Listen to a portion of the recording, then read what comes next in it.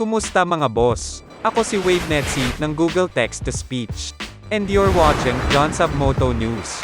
Kamakailan lang ay pinagpiestahan sa social media ang dalawang pulis na nag-iiksibisyon sa kalsada sa Zambales habang sakay ng kanilang service motorcycle. Ang Philippine National Police ay agad na pinatawan ng parusa ang dalawang pulis.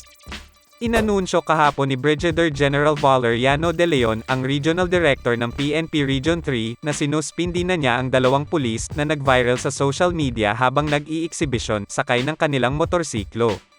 Kinilala ang dalawang pulis na sina Chief Master Sergeant Ismael Bundok at Master Sergeant Manuel Tolentino. Kapwa sila naka-assign sa Highway Patrol Group ng PNP Region 3. Sabi ni Brigadier General Valeriano De Leon sa panayam ng Ulat Bayan, maliban sa pagkasuspende nila, sa present duties nila, makikita ninyo dito, ang dalawang motorsiklo na ginamit sa pag-eksibisyon sa hindi tamang lugar. Inimpound muna natin ito habang nagre-refresher course ang nasabing mga pulis. Pinatawan din ng multa ang dalawa para sa kanilang traffic violation.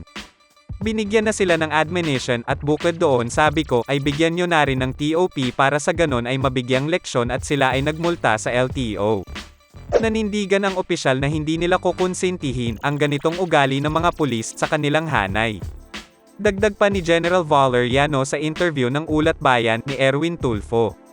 Dahil dito nabigyan tayo ng pagkakataon to once again remind not only the policemen but to other motorists in this vast land of Region 3 na wag nating tularan ang mga ganitong pag-iiksibisyon sa mga hindi tamang lugar.